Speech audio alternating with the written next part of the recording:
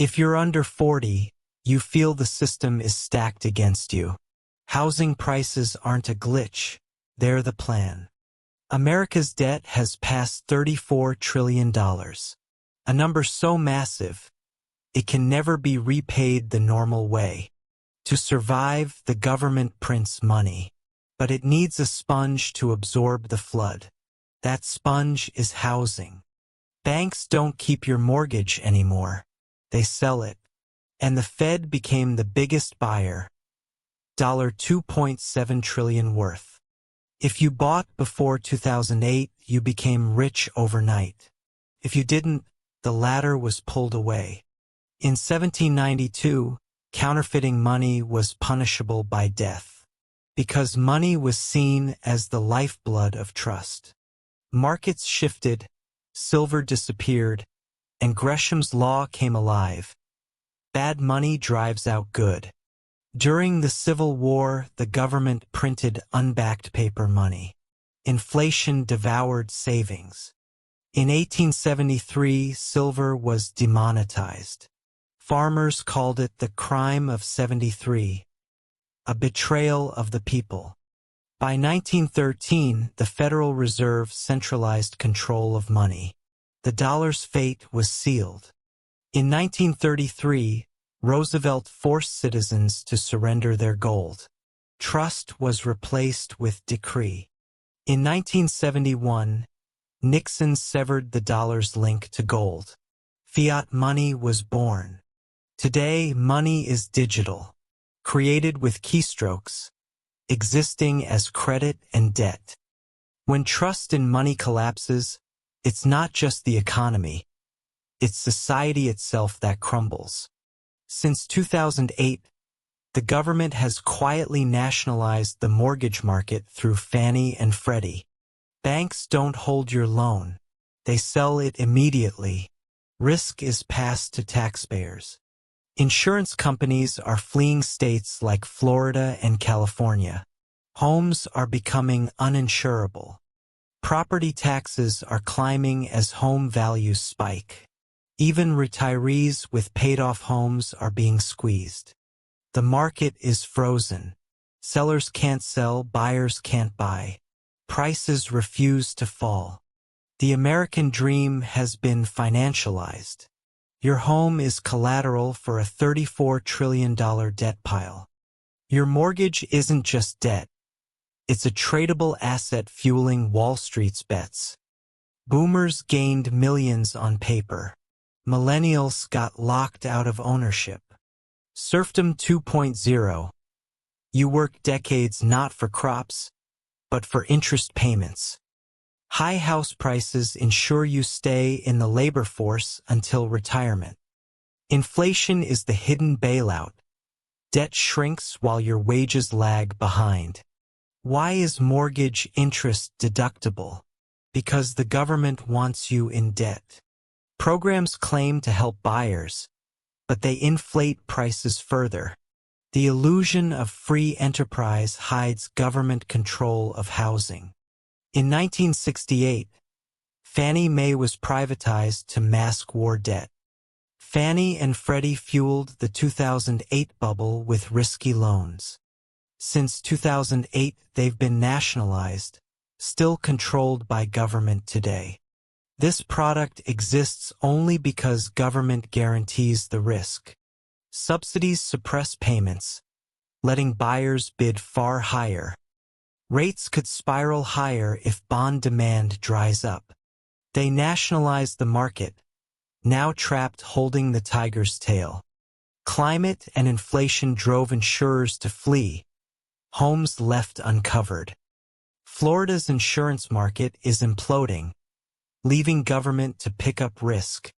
In California, major insurers stopped writing new policies. State-run insurers became the biggest players, socializing risk. A direct hit could cost taxpayers hundreds of billions. Local governments hike taxes to fund debts, squeezing homeowners.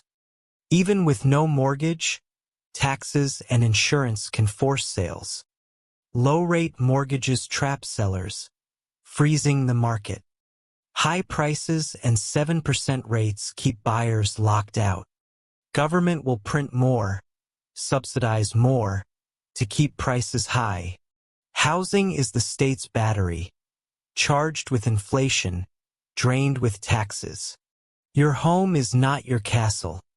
It's an entry in the debt ledger. Future generations may never own. They'll be renters forever. Stretching to buy at inflated prices makes you house poor. When the dollar is debased to save debt, real assets like gold stand out as true stores of value. Debt isn't just numbers. It's shackles keeping citizens tied to endless labor.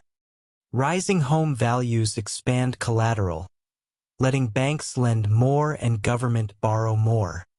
The dream of ownership slips further away as wages lag behind asset inflation.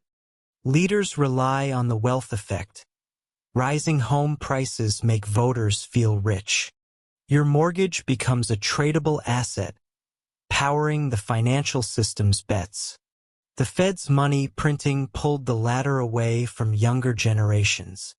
Renters fund the landlord class, trapped in modern feudalism. Policies ensure house prices rise forever, to protect the system, not the people. Buyer credits and FHA loans inflate prices under the guise of affordability. From $0 to $2.7 trillion in MBS, the Fed became a housing giant. If housing crashes, pensions holding mortgage bonds collapse too. Banks rely on inflated collateral to keep lending alive. Every cooling market sparks new subsidies, designed to keep prices high. Housing absorbs printed money, preventing bread and milk hyperinflation. Risk is socialized, profits go private, losses fall on taxpayers. Asset inflation outpaces wages, trapping the young in renting cycles. The free market aesthetic hides total government control. Rules lowered fees for bad credit, penalizing prudence to keep bubble alive. If buyers strike, mortgage rates could spiral to 9% regardless of Fed policy. The GSE trap, holding a tiger by the tail, growing hungrier every day. Millions face insurance cancellations, homes becoming financial liabilities. Florida's insurers flee, leaving government as insurer of last resort. California's insurers stopped new policies. Risk shifted to state pools. Citizens Property Insurance became Florida's largest insurer, risk socialized. A direct hit could trigger federal bailouts worth hundreds of billions. Local governments raise taxes aggressively to fund debts and pensions. Even with no mortgage, taxes and insurance force retirees to sell. Low mortgage rates mean little when taxes and insurance skyrocket. Golden handcuffs trap sellers. High rates block buyers. The market is frozen. Government considers subsidizing insurance premiums to keep nominal prices high. Housing is the state's energy source, charged with inflation, drained with taxes. Your home is a ledger entry in the government's debt survival plan. Future generations may never own. They'll be renters in perpetuity. Buying at inflated prices makes you house poor. Don't chase the bubble. Opt out of the dollar. Own assets not tied to government liabilities. If the bond market breaks, the housing market breaks too. The housing bubble is life support for a dying currency regime. They'll sacrifice affordability, mobility, and insurance to keep the system afloat.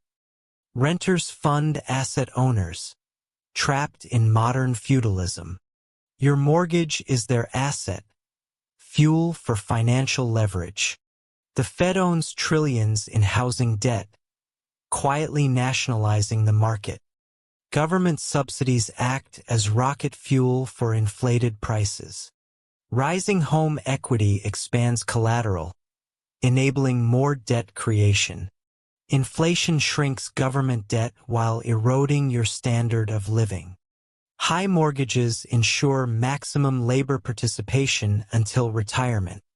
Leaders rely on housing wealth illusion to keep voters spending. Insurance premiums rising 400%, the quiet killer of real estate value. State-run pools expand, socializing risk across taxpayers.